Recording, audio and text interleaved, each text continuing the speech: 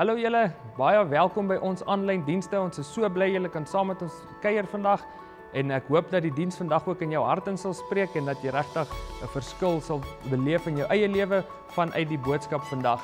So ons praat vandag oor wat het jy gedink en mag jy die diens saam met ons geniet.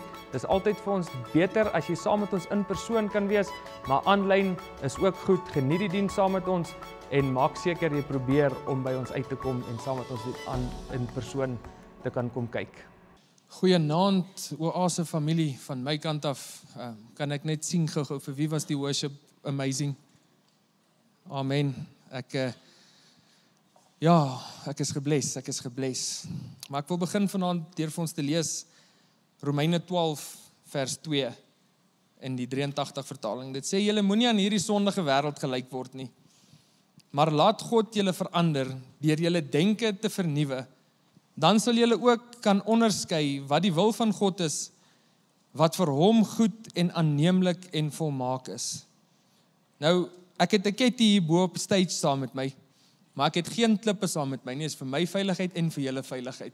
Het ek geen klippe saam met my gebring nie, maar ek het 'n ketty hier vanaand, eintlik net om vir julle 'n prop te gee, want mense onthou eintlik beter as hulle iets sien ook. So ek het die ketty saam met my gebring vanaand. Nou ons is in die week, maandag tot woensdag, is 'n paar van ons wat op die span is, hier by die kerk was ons by 'n konferensie in Modimolle. Dit was 'n baie lekker konferensie, 'n konferensie vir pastore en ons was daar gewees vir opleiding. En toe ons nou terugry van daar af, toe stop ons by 'n garage om petrol in te gooi en ek en Tannie Hester, die van julle wat Tannie ken nie, sy is ons oudste of tweede oudste pastoor hier by die kerk, Tannie Hester, en ons klim toe uit om water, koeldrank en net goedjies vir die pad te gaan koop. En daar hang toe al hierdie klomp ketties, hang toe nou daar, en Tannie Hester het 11 kleinkinders, wat ek het net daar buite sit, sy het 11 kleinkinders, en sy sien toe hierdie ketties, en hulle noem hulle self die Gigi's, sy en haar kleinkinders, is 'n gang wat op hulle eie opereer, hulle het 'n sak vol wapens en allerhande goed, maar sy sien toe die ketties daar hang, en sy begin hulle toe nou te tel, en sy gaan nou ketties koop, sy koop toe vir ons seentjie Petrus en vir Marius se seun Gideon, koop sy ook toe nou elkeen een, so nou moet julle verstaan, jy lê 13 ketties op die toonbank voor haar, so dit gaan definitief aandag trek. En daar's toe nou 'n man wat nou ook wil kom iets koop, en daar's toe nou gelukkige til vir hom daar, waar hy toe nou kan betaal, maar hy kom toe by die til, en hy sien toe nou die ketties, en hy vat toe een van die ketties, en hy vertel vir my, hoe toe hy 'n kind was, en hy net vir die eerste keer sy pa vir hom 'n ketty gee, toe leer sy pa hom, dat die ketty werk so. Jy sit die klip in, dan trek jy hom so, en dan skiet jy hom. En hy sê toe nou vir my, en dis hoe hy dit geleer het, en ek sê toe vir hom, en toe, het jy dit toe nou gedoen? Hy sê, ja, hy het dit gedoen.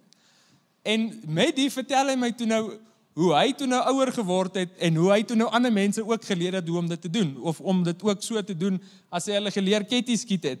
Maar terwyl hy met my praat, en terwyl hy vir my sê, ja nee, hy het nou weer die ketty so omgeskiet, toe skiet hy homself net in die kop met die klip. Staan ek daar en ek dink myself, weespel, wat het jy gedink? Wat het jy gedink gaan gebeur, as jy die ketty daai kant omtrek? Maar hier is die realiteit. As jy iets geleer is, en jy weet nie die waarheid nie, en jy is iets geleer, dan gaan jy dit doen, want jy weet nie die waarheid nie. Jy weet nie wat die beter manier is om dit te doen nie. Nou ek onthou 'n stadium, toe ek nog 'n jong seun gewees ook, ek dink ek was 13 gewees, nou ry ek sonder 'n hemp met my fiets in die straat op die teerpad, en wat 13-jariges op BMX se doen, ek wheelie. En ek wheelie daai dag, soos genuine, dit was my verste wheelie nog ooit, dit was die laaste een ook. Maar ek wheelie daai bicycle en ek is 'n lampal ver. Vir die eerste keer kry ek dit reg om 'n hele lampal ver te kan wheelie. En toe ek die fiets neersit, toe sit ek die stuurwiel skeef neer en die fiets steek vas en ek val vooroor. En ek val al die nerve van my bors af, want ek het nie 'n hemp aangehad nie. En ek kom by die huis en ek wys my pa, ek wys my ma, my pa se woorde is, ja, kyk pa, geen hande, kyk pa, geen tande, ek het jou mos gewaarsku, want hy het my al gewaarsku, ek moet dit nie doen nie. Maar as ek nou terugdink, en ek kyk na dit, dan dink ek myself, Colin, wat het jy gedink? Wat het jy gedink gaan gebeur? Daar's 'n rede dat daar hemde gemaak is, in die eerste plek, jy moenie sonder 'n hemp in die straat ry nie. Net daar buite vir die van julle wat nie weet nie, as jy dalk na my luister, jy is 13 jy te fiets, moenie sonder 'n hemp in die straat ry nie. Trek jou hemp aan. Moenie so ver draai wheelie nie. Dis cool, dis lekker, dis alles, maar kyk pa geen hande, kyk maar geen tande. Dis 'n realiteit, dit gaan een of ander stadium gebeur. Maar ons praat vanaand oor wat het jy gedink? En ek wil nie noodwendig praat vanaand oor ketty skiet of bicycle ry nie, maar ek wil wel met ons gesels vanaand oor die manier hoe ons baie keer dink oor dinge. En hoekom ons op daai manier oor die goeters dink wat ons dink. Nou Romeine 12:2, die middelste gedeelte sê, laat God julle verander. Deur julle denke te vernuwe, dan sal julle ook kan onderskei wat die wil van God is. Nou partykeer dink ons op 'n sekere manier as gevolg van hoe ons geleer is. As gevolg van hoe ander mense ons geleer het. Of ons dink op 'n sekere manier omdat ons gewoond is om so te dink. Daar's 'n tradisie gevorm en dis nou hoe ons dink. En dit is nou wat ons doen. My pa doen dit so, ek doen dit so ons almal doen dit so en my kinders gaan dit so doen en hulle kinders gaan dit so doen. En almal van ons doen dit op 'n sekere manier want ons denkpatrone is op 'n sekere manier gevorm. Ons ouers, tradisie, samelewing, alles wat gebeur, het ons gedagtes kom vorm om in 'n sekere manier te dink. En ek wil net vir julle vra vanaand, het jy al ooit gedink dat dalk die tradisie wat jy volg, die tradisie waarvolgens jy lewe, is dalk nie die waarheid nie? Het jy al ooit gedink dat die tradisie wat gevorm is om te sê jy moet 'n suit en 'n tie aantrek kerk toe, jy moet jou beste klere aantrek kerk toe, het jy al ooit gedink dat daai tradisie dalk nie die waarheid is nie? Het jy al ooit gedink dat Jesus Christus vir ons aan 'n kruis gesterf het, dat ek nie dink hy so erg geplaas oor wat jy aan het nie, as jy hom dien nie, as jy na hom toe gaan nie, en met groot respek gesê, ek het nie 'n pyn daarmee as jy mooi aantrek kerk toe nie, maar as dit is omdat jy dit geleer is, as dit is omdat dit 'n tradisie is, en nie 'n persoonlike openbaring nie 'n persoonlike, Here ek trek hierdie klere aan om kerk toe te gaan as gevolg van 1, 2 en 3, as dit nie vir jou 'n persoonlike openbaring is nie, dan is dit dalk nie van die Here af nie. Dis dalk net 'n tradisie wat jy aangeleer het om dit moeilik te maak, eintlik maar net om dit moeiliker te maak vir jouself. Maar het jy al ooit gedink dat dalk daai tradisie nie 'n waarheid is nie? Dalk is dit wat mense jou geleer het oor die tyd wat jy groot geword het, oor die tyd wat jy lewe tot en met nou, dalk is dit nie die waarheid nie? Of het jy al ooit gedink dat dit wat jy doen gevolge kan hê, nie net op jou lewe nie. Die manier hoe jy sekere goed doen, die manier hoe jy oor sekere goed dink, nie net gevolge kan hê op jou lewe nie, maar dat dit gevolge kan hê op die na jou, wat na jou kom. Dies wat na jou kyk, dies wat opkyk na jou toe. En hierdie gedeelte in Romeine 12 sê eintlik vir ons by implikasie, laat God bepaal hoe en wat jy dink. Dis eintlik wat hierdie gedeelte vir ons kom sê hierso. Nou Riandi deel met ons in die week, sy is 'n pastoorskind. Sy het groot geword in die pastorie, sy het groot geword in haar pa se pastoor, so sy het al die dinge reg gedoen haar hele lewe lank. Het sy reg gelewe, sy was nooit daai rebel wat rebelse goed gedoen het nie, daar verskil ek en sy dag en nag, maar sy was nooit daai kind gewees nie, sy het groot geword in 'n huis waar die regte beginsels geleer is, die regte goed aan haar gewys is, die regte voorbeeld gekry het, sy was groot gemaak en sy het mooi groot geword, onskuldig groot geword, 'n soet kind, as ons dit so kan sê, het sy groot geword, en sy vertel vir ons in die week, dat eendag kom sy by haar ma en sy gaan sê vir haar ma, joh ma, ek het hierdie openbaring van die Here gekry, en sy sê vir haar ma, hierdie openbaring wat sy van God gekry het, oor hoe sy behoort te lewe, en haar ma sê, ja, maar dis wat ons jou nog altyd leer, en Riandi sê 'n mooi ding, sy sê vir ons, dat persoonlike openbaring en aangeleerde tradisie nie dieselfde gewig dra nie. Sy het 'n aangeleerde tradisie lewe geleef, waar sy alles reg gedoen het, alles mooi gedoen het, maar dit was nie haar eie nie. Dit was nie 'n persoonlike openbaring wat die Here vir haar, wat Riandi self is, gegee het nie. En daar's 'n verskil, daar's 'n groot verskil tussen persoonlike openbaring en 'n aangeleerde tradisie. tradisies, as jy dit doen vir die regte rede, as dit 'n persoonlike openbaring is wat die Here vir jou gegee het, great. Maar as jy nie die persoonlike openbaring van God af gekry het, oor die tradisie waarvolgens jy leef nie, dan moet jy dalk vir die Here gaan vra, Here, hoekom doen ek wat ek doen? Hoekom steek ek my hande op wanneer ek sing? Is dit omdat ek so geleer is? Of is dit regtig, omdat daar by my 'n persoonlike openbaring is, dat Here, ek steek nou my hande op, om te wys, ek gee vir U eer, ek loof U, dis die rede dat ek nou my hande opsteek, nie omdat die mense om my die hande opsteek nie, nie omdat ek geleer is van kleins af, daar sekere gedeeltes in die liedjie, as hulle begin sing oor, we praise you, dan moet jou hande opsteek, dis nie die rede dat ek my hande opsteek nie, ek steek my hande op, Here, want ek verstaan, ek het 'n persoonlike openbaring, ek het 'n persoonlike verhouding, ek verstaan dit wat U vir my hier sê, ek dink anders oor dit, ek steek nie net my hande op nie, ek dink daaroor, ek maak dit 'n doelbewuste keuse om my hande op te steek, dit wat ek doen, doen ek nie maar net omdat almal dit doen of omdat ek so geleer is nie, ek doen dit want ek is doelbewus daaroor, ek maak 'n doelbewuste keuse oor dit. En in die Bybel lees ons oor 'n voorbeeld. Ons lees eintlik baie voorbeelde van ouens in die Bybel wat so geleer is en wat so volgens tradisies geleer is. Nou die Fariseërs, die Sadduseërs en die skrifkenners is gewoonlik hoe Jesus na hulle verwys. Dis gewoonlik hoe die Bybel na hulle verwys. En hulle was die ouens wat tradisie en aangeleerde maniere op tradisie en aangeleerde maniere God probeer tevrede stel het. Hulle het die wet tot op die fynste letter nagekom. Die wet wat God vir Moses gegee het, hulle het elke liewe wet het hulle nagekom. Hulle het alles gedoen, maar tog, toe die ware openbaring voor hulle staan, het hulle hom gemis. Toe Jesus Christus voor hulle staan, het hulle hom gemis, want hulle was so gefokus op hierdie reëls, op die regulasies, op die tradisie, oor dit wat hulle geleer is van ouds af, tot en met waar hulle nou is, dat hulle die letter, dat hulle die wet, tot op die fynste detail nageleef het. Daar's Jode wat dit tot vandag toe nog doen, en ek is oortuig daarvan, dis die Jode wat smartwatches uitgedink het, want daar's Jode wat tot vandag toe nog glo, op die Sabbatdag mag jy net 'n sekere hoeveelheid tree loop. So as jy, hulle het lifts, van die Jode het lifts in hulle huise, na hulle badkamer toe, sodat hulle nie so ver hoef te loop op die Sabbatdag, as hulle dalk na die toilet toe gaan nie. So as jy jou 200 tree vir die dag geloop het, en jy's op die toilet, raai wat? Die res van die dag gaan jy op die toilet sit. Dis waar jy die res van jou dag gaan spandeer. So ek is oortuig daarvan, hulle het smartwatches uitgefigure, sodat hulle steps kan count vir die dag, dat hulle self kan accountable hou daarop. Maar dis hoe fyn, dis tot op die fynste detail hierdie ouens die wet nagekom het. Die tradisie, dit wat hulle geleer is.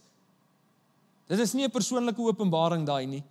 Die Here het nie vir hulle daai persoonlike openbaring gegee nie, dis vir hulle aangeleer. En dis hoekom hulle doen. Dis hoekom hulle dit doen. Nou, hulle het 'n sekere manier gedink oor die wette, maar hulle het dit verkeerd nagekom. Hulle het die wette gedoen, maar hulle het dit verkeerd nagekom, want hulle gedagtes, die way hoe hulle gedink het oor hierdie wette, was nie die regte manier om daaroor te dink. En hier's 'n voorbeeld, Jesus preek hier op die berg, in Matteus 5 vers 38, is hy besig om te preek. Die persoonlike openbaring is besig om te preek hierso, die verskil tussen tradisie en aangeleer, en persoonlike openbaring. En Jesus sê daar vir die ouens vir wie hy preek daar, hy sê, julle het gehoor dat daar gesê is, 'n oog vir 'n oog, en 'n tand vir 'n tand. Nou dit staan in die Bybel, in Eksodus is dit 'n wet. In Eksodus is dit 'n wet wat God vir die mense gegee het, in Moses se tyd. 'n Oog vir 'n oog, en 'n tand vir 'n tand.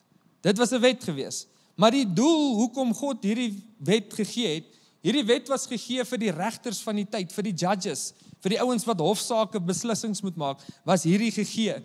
En die doel hiervan was nooit om terug te kry, alright, jy het nou my oog uitgehaal, nou moet ek jou oog uithaal. Ek moet nou wraak neem op jou terugkry vir dit wat jy vir my gedoen het. Dis nooit waaroor hierdie wet gegaan het nie. Hierdie wet het gegaan oor liefde, is gefokus eintlik op genade, op liefde en regverdigheid. Dis waarop hierdie wet gefokus was. Hierdie wet was nooit daar om ander mense terug te moet kry nie. En wanneer ek sê hierdie wet is op genade gefokus, is dit moeilik om te verstaan. Hoe kan 'n oog vir 'n oog en 'n tand vir 'n tand dan op genade gefokus wees? Maar as jy 'n regter is, en jy straf 2 mense, een wat 'n pen gesteel het en een wat 'n moord gepleeg het op dieselfde manier, dan is jy nie 'n goeie regter nie. En dis wat Jesus hier kom, dis wat God vir die mense gegee het in daai tyd. Is eintlik om te sê, 'n oog vir 'n oog, is eintlik by implikasie, gee die straf regverdig. Moet dit nie te lig maak nie, moet dit nie te sterk maak nie. Maak dit regverdig op die daad wat gedoen is. En hierdie ouens dink dat God het hierdie gegee om wraak te neem. As iemand 'n sonde gedoen het, as iemand iets verkeerd gedoen het, het hulle hom gestenig. As jy sekere goed gedoen het, het hulle hom gestenig. As jy kyk reg deur die evangelies en jy kyk bietjie Jesus se storie. Kyk wat het Jesus gedoen. Die woord sê vir ons, Jesus het elke wet nagekom, maar ek sien nooit dat Jesus ooit 'n bees geslag het nie. Ek sien dit nie. Ek sien nie dat hy 'n lam geoffer het nie. Maar die woord sê dat Jesus elke wet nagekom het. En in die Ou Testament is daar wette gegee, jy moet beeste slag, jy moet lammer slag en alles. Maar wat die ouens verkeerd verstaan het as gevolg van tradisie, is dit het nooit gegaan oor die bees wat geslag word nie. Dit het nooit gegaan oor die lam wat geoffer word nie. Dit het gegaan oor die hartspostuur agter die lam wat geoffer word. Ek bring hierdie bees en ek offer hierdie bees, want dis my totale inkomste. Hierdie kos my iets. Dit het gegaan oor aanbidding vir God en om in opregtheid te aanbid. En hierdie ouens het iets aangeleer en hulle het met daai tradisie gehardloop. En nou tot in vandag toe is daar generasies wat tot vandag toe nog 'n lift in hulle huis het, want hulle mag net 'n sekere hoeveelheid tree op die Sabbatdag gee, want dit is wat die tradisie ons leer. En baie van ons sit vasgevang in tradisie.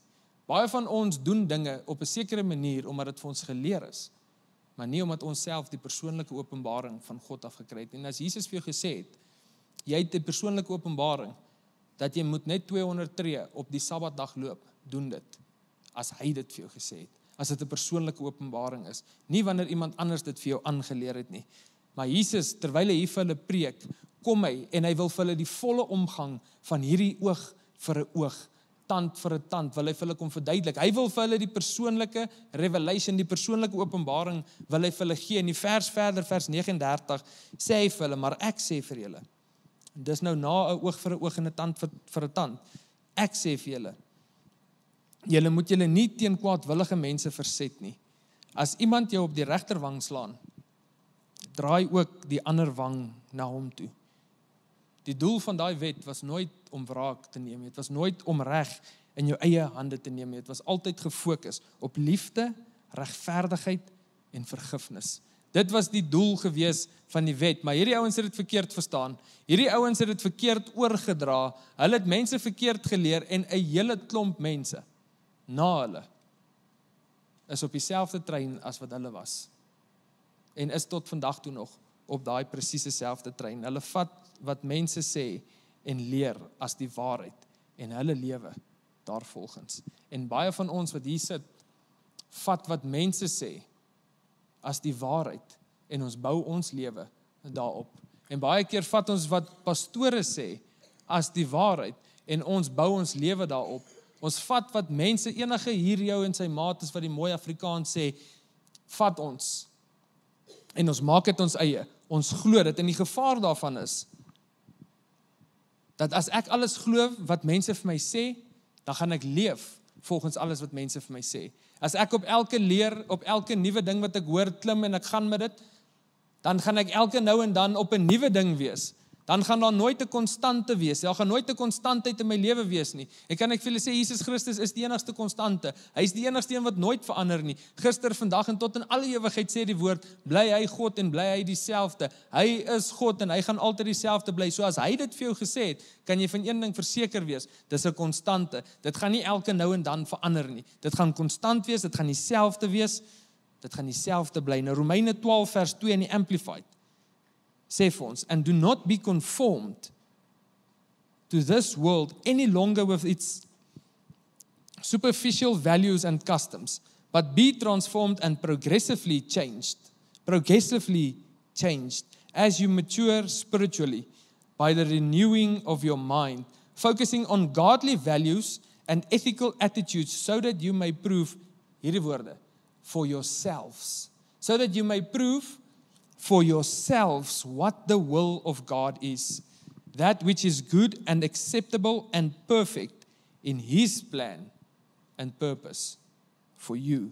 Dit sê so that you may prove for yourselves what the will of God is. En ek weet nie van julle nie, maar ek wil nie eendag voor die Here staan, en as hy my vra, hoekom het jy dit op hierdie manier gedoen? Wil ek vir hom sê, Here, want ek is dit geleer nie. Here, want my pa het dit so gedoen. Here, want die pastoor het dit so gesê. Die ou het dit gesê, so dis hoekom het ek dit so gedoen. Ek wil nie eendag voor hom moet staan en dit moet my antwoord wees nie. Ek wil voor hom moet staan en sê, Here, ek het dit gedoen, want ek het in my hart, ek het in my gees, het ek ervaar, dat ek 'n persoonlike revelation, 'n persoonlike openbaring van U afgekry het, dat U die een is wat vir my gesê het, ek moet my lewe op hierdie manier leef, ek moet op hierdie manier dink, want U het dit vir my gesê. Nie omdat iemand anders dit vir my gesê het nie, maar omdat Jesus Christus dit vir my gesê het, want as ek die hele tyd my lewe bou op dit wat iemand anders my leer, op dit wat iemand anders my sê, dan is ek besig om 'n tweedehandse verhouding met God te hê, en nie 'n intieme eerstehandse verhouding met Jesus nie. Ek's besig om altyd 'n tweedehandse, as ek die hele tyd luister na elke profeet, elke volgende leer volg, dan is ek nie besig om 'n persoonlike verhouding met Jesus te hê nie, ek's besig om 'n tweedehandse verhouding met Jesus te hê. En met die sê ek nie dat ons nie na mense moet luister nie. Met die sê ek nie dat ons nie geleer moet word deur mense nie, want ek het al in my persoonlike lewe al persoonlike openbaringe gekry deur dit wat mense leer. So ek sê glad nie vanaand, moenie hoor dat ek sê jy moenie laat mense jou leer nie. Want daar is mense wat in posisies is wat jou goed leer, maar maak seker dat dit wat hulle jou leer die waarheid is. Maak seker dat dit wat hulle jou leer die waarheid is. Ek dink net die probleem waarmee ons vandag sit, is ons het soveel profete, ons het soveel stemme wat daar buite is. Ons het soveel stemme wat vir ons sê wat gaan gebeur, wat moet nie gebeur nie, en al hierdie stemme, en ons luister so na die stemme, dat ons die persoonlike openbaring mis. Ons het soveel stemme wat vir ons kan sê die datum van die einde, en ons klim op daai teologie en ons hardloop op dit, die datum van die einde, terwyl die woord vir ons sê dat niemand weet wanneer die einde is nie. Nie eers die seun van die mens self weet wanneer die einde is nie, maar ons klim op hierdie openbaring van 'n ander persoon en ons volg dit as die waarheid in ons lewe, asof dit 'n persoonlike openbaring is in ons lewe, maar dit is 'n tweedehandse openbaring wat jy by iemand anders gekry het. En kan ek net gou dit daar buite sit, as Jesus vanaand kom, is dit 'n goeie dag. As hy vanaand kom, dan is dit 'n goeie dag. As jy bang raak wanneer jy hoor die Here kom, beteken dit jou lewe is nie reg nie. As dit jou bang maak, beteken dit jou lewe is nie reg nie. En ek wil nou sonder grappies, ek wil nou eintlik baie ernstig sê, as jy bang word wanneer jy hoor die Here kom, die Here is op pad, dis amper tyd, die einde is naby. As jy bang word en jy hoor wanneer jy dit hoor, wil ek jou uitdaag om asseblief, as jy nie na die tyd wil agterbly nie, bel ons iewers deur die week, want ons as Christene behoort dit nie te vrees nie. Ons as Christene moenie bang wees vir wanneer God kom nie. Hoe gouer hy kom, hoe beter. Die woord sê inteendeel, bid dat hy gouer moet kom. Bid dat hy gouer moet kom. Ons moenie bang wees nie, maar ons moenie op elke leer wat elke persoon daar buite vir ons gee, op daai trein klim en dit glo, asof dit 'n persoonlike openbaring is nie. Ons raak nie meer stil voor God en gaan hoor self by hom nie. Ons vertrou dat dit wat ander vir ons sê, is die waarheid. En ons koop nie tyd uit om by God self te gaan stil sit nie. Self tyd in God se woord te spandeer nie.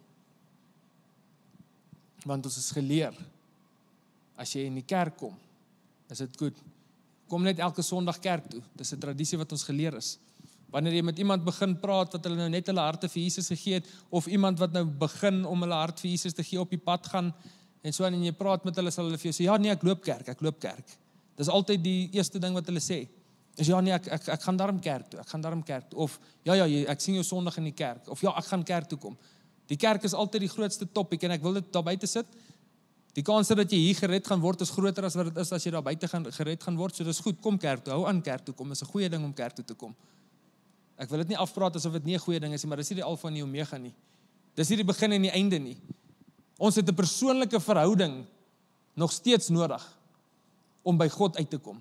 Ons het nodig om stil te gaan sit by hom en by hom self te gaan hoor, Here, wat is u revelation vir my? Wat sê u rondom die einde? Moet ek bang wees vir die einde? Moet ek nie bang wees vir die einde nie? Wat sê u vir my? Want ek wil nie meer vat dit wat ander mense vir my sê nie. Ek wil u vat op u woord. Ek wil hê u moet my gedagtes verander rondom hoe ek dink oor goed. rondom wat ek doen. Ek wil hê u moet my gedagtes verander, en ek wil jou vra vanaand, ons wonder baie keer, hoekom kry ons nie deurbraak nie? Hoekom gebeur daar nie deurbraak in my lewe nie? Hoekom kan ek net nie oor hierdie sonde kom nie? Ons wonder dit baie keer. En die vraag wat ek jou wil vra vanaand, is ons tema vir vanaand, is wat het jy gedink? Wat het jy gedink gaan gebeur, as jy ander se opinies hoor ag as God se persoonlike openbaring? Wat het jy gedink gaan gebeur, as jy meer na ander mense luister, as na God self? Wat het jy gedink gaan gebeur? Ons gaan aanhou sukkel om deurbraak te beleef. Ons gaan aanhou sukkel om sonde te oorkom, as ons nie 'n persoonlike revelation van God afkry nie. As ons bly op ander mense se tweedehandse verhouding met die Here bly leef. Ons het nodig om ons gedagtes rondom tradisie en dit wat ons geleer is, te verander. Want jou lewe gaan in die rigting van jou sterkste gedagtes. Die Bybel sê vir ons, soos 'n mens dink, so doen hy. Kyk wat jy doen, let op wat jy doen, dis wat in jou gedagtes is. Jou lewe en wat jy doen, is 'n uitvloeisel van dit wat in jou gedagtes is. 'n Laaste Romeine 12 vers 2 in die boodskap sê, moenie tuis raak in hierdie wêreld nie, in hierdie wêreld met al sy boosheid nie. Nee, laat God julle van binne af nuut maak. Laat hy julle manier van dink verander, sodat julle kan weet wat hy van julle verwag. Dan sal julle ook weet wat sy wil is en hoe julle hele lewe elke dag aan hom moet oorgee. Dit sê nie laat die profete, laat die tradisies of die aangeleerde reëls vir julle manier van dink bepaal nie. Dit sê laat God julle manier van dink bepaal. Nou toe ons in die week op daai wegbreek was, vertel die een ou 'n storie oor vlooie. Nou dis vir my amazing story. Het julle geweet 'n vlooi is die dier of die gogga, ek weet nie wat hy geklassifiseer word nie. Kom ons sê maar die gogga wat die hoogste kan spring in die wêreld. Vir die size van sy lyf kan hy 1 meter hoog spring. Dis hoe hoog 'n vlooi kan spring. En vir die size van sy lyf is dit blykbaar die hoogste wat enige wese in die wêreld kan spring. Toe het hulle 'n paar vlooie gevang en hulle het dit in 'n 30 cm kosblik of in 'n 30 cm emmer gesit en hulle het 'n deksel opgesit. En die vlooie het gespring teen die deksel vas die hele tyd. Die hele tyd teen die deksel vasgespring. En op 'n stadium het hulle nie meer 30 cm teen die deksel vasgespring want hulle het gesien hulle stamp hulle koppe. So toe begin hulle net 28 cm op en af te spring. En toe op 'n stadium toe haal hulle die deksel af, maar weet julle wat? Toe hou die vlooie nog steeds aan om net 28 cm te spring. En tradisie en aangeleerde reëls oor hoe jy 'n Christen moet wees, is baie keer soos 'n deksel wat op die emmer gesit word. Dit beperk jou vermoë. Dit beperk die roeping wat God oor jou lewe het. Dit beperk die planne wat God oor jou lewe het. Want jy's nie in 'n persoonlike, intieme verhouding met God nie. Jy kry nie by hom 'n persoonlike openbaring van hoe jy jou lewe behoort te leef nie. En daar's 'n emmer op jou kop gesit en dis dalk deur 'n mens is daai emmer op jou kop gesit. En jy spring op die stadium net 28 cm, maar jy kan 1 meter spring as jy die tradisie net 'n bietjie skud. Vra jouself net die vraag: hoekom dink ek soos wat ek dink? Hoekom doen ek wat ek doen? Hoekom steek ek my hande in die lug op? Ons praat vroeër in die gebedskamer, voordat ons begin het vanaand, praat ons in die gebedskamer, as ons by skole gaan bedien en ons bid, dan staan die seuns op, die meisies bly sit. En dis mooi, dis regtig, as daar by jou die persoonlike openbaring is, dat jy opstaan uit daai gebed uit, omdat God vir jou groot is, en jy wil hom honor in dit, dis mooi.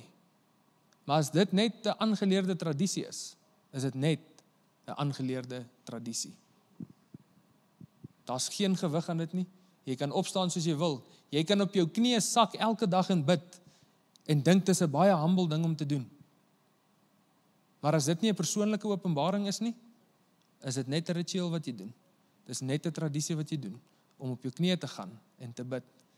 Jy kan 'n suit aantrek, 'n taai aantrek, en kerk toe kom met jou beste, jou mooiste klere. As dit nie 'n persoonlike openbaring is nie, is dit net 'n tradisie. Laat toe dat God jou denke vernuwe.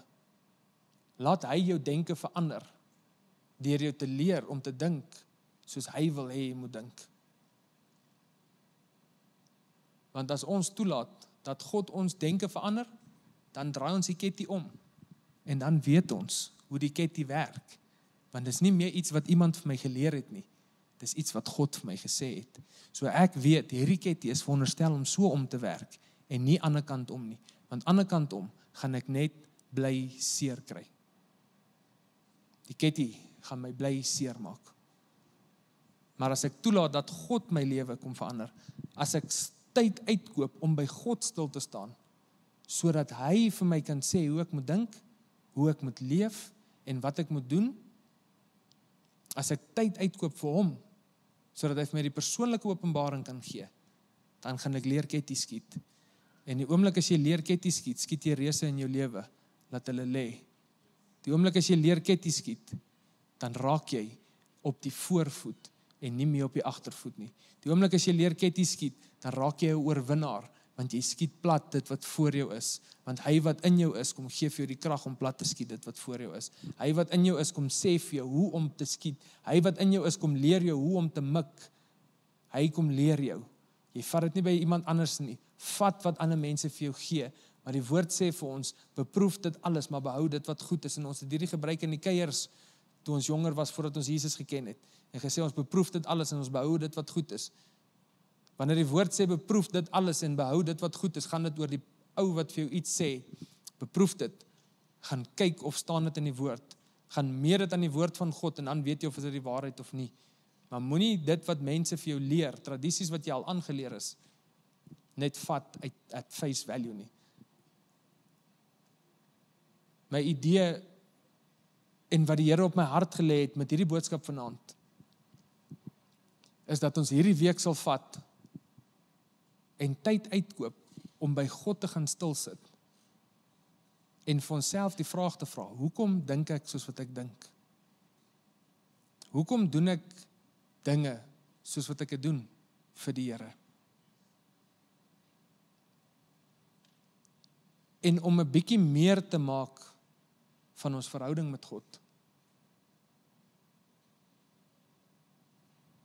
Sodat ons kan seker wees dat ek nie besig is om God met my hande te eer, maar in my hart is ek ver van hom af nie. Sodat my hart en my hande saamwerk.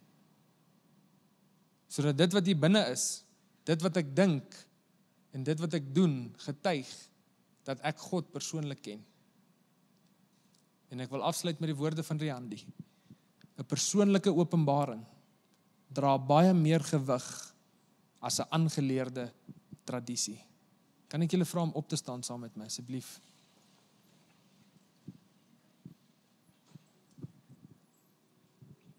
So ek hoop jy het opgestaan uit 'n persoonlike openbaring uit en nie omdat ek jou gevra het om op te staan nie. En as jy nie het nie, is dit oukei.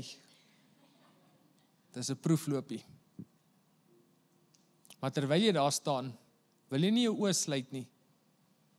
En as jy wil hê die Here moet boksies kom breek by jou, tradisies kom afbreek by jou, dinge wat jy doen dit op 'n sekere manier want jy so geleer, maar jy voel ver van God af nog steeds, as dit voel of daar 'n deksel op jou kop gesit is, jy bereik nie jou volle potensiaal nie, jy kry nie die oorhang van hierdie sonde nie, jy kry dit net nie geoorkom nie, wil jy nie jou hande voor jou oopmaak as teken om te sê, Here, ek ontvang hierdie gebed. Vader, dankie. Here, dankie dat U groter is as tradisie. Jesus, dankie dat U nie kruis toe is, sodat ons 'n stel reëls moet nakom wat in ons harte niks beteken nie. Maar Jesus, dankie dat U kruis toe is, sodat ons in ons harte U kan ervaar, sodat ons in ons harte 'n persoonlike openbaring kan kry van wie U werklik is. En Here, ek bid dat ons nooit weer net rituele sal doen nie. Ek bid, Here, U sien elke hand hier voor hulle, wat voor hulle uitgestrek is, Here. U ken elke begeerte, Here, U weet presies wat dit is wat hulle vashou. U ken presies wat daai deksel is wat bo hulle koppe is, waarna hulle die hele tyd vasspring. Here, en ek bid dat U dit sal kom breek. Ek bid dat U tradisies sal kom breek. Dat ons spasie sal maak vir U om in te kom en tradisies in ons lewens te kom afbreek, Here. Tradisies wat mense gemaak het, tradisies wat deur mense aangeleer is. En Vader, ek bid dat geen persoon hier vanaand, Here, ooit weer net enigiemand se woord sal vat en dit sal vat asof dit die waarheid is. Here, ek bid dat ons 'n gees sal hê wat alles beproef aan die woord van God en kyk of is dit die waarheid? Is dit wat hier gespreek word, is dit die waarheid of is dit nie die waarheid nie? Here, maar ek bid dat ons tyd sal uitkoop om by U stil te staan. Om by U stil te staan en onsself die vraag af te vra, hoekom het ek opgehou drink? Hoekom het ek opgehou vloek? Hoekom het ek al hierdie goed begin doen? Is dit omdat ek voel daar's 'n reël wat dit sê? Of is dit omdat dit regtig in my hart is? Is dit uit verhouding uit? Of is dit 'n tradisie? Is dit 'n ritueel? Vader, dankie, Here, dat ons U nie in 'n boksie hoef te plaas nie. Dankie dat ons U in elk geval nie in 'n boksie kan plaas nie, want U is soveel groter as enige boksie waarin ons U kan of wil plaas. En Vader, ek bid, Here, dat U sal deurbreek. Dat U deur boksie sal breek, dat U boksie sal skud, Here. Dat U ons uit ons tradisie uit sal kry. Dat ons kan leer dink soos wat U dink, sodat ons kan lewe soos wat Jesus gelewe het. So Vader, kom vernuwe ons denke. Kom vernuwe ons denke oor hoekom ons sekere dinge doen op 'n sekere manier.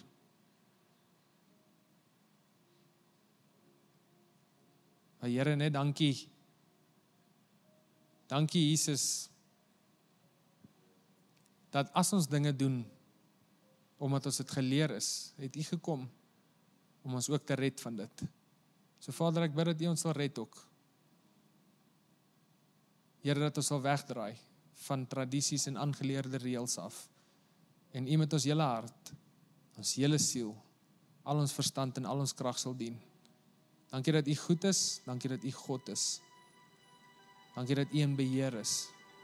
Baie dankie dat julle saam met ons gekyk het en saam met ons die diens geniet het. Ek glo julle het dit geniet. Ek glo die woord van die Here het ook in julle harte ingespreek. So hier is ons net 'n paar vrae vir julle om te kan beantwoord vir jouself persoonlik so deur die loop van die week. So die eerste vraag is, wanneer laas het jy 'n persoonlike openbaring by die Here gekry? En as jy nog nie het nie, hoekom nie? Gaan vra die Here deur hierdie week vir 'n persoonlike openbaring oor hoe jy in die lewe kan leef soos wat hy wil hê jy moet. En dan die tweede vraag wat ek vir julle wil vra vandag is jy besig om reuse plat te skiet met jou ketty of is jy besig om jouself in die oog te skiet met jou ketty? Dankie dat julle saam met ons kyk.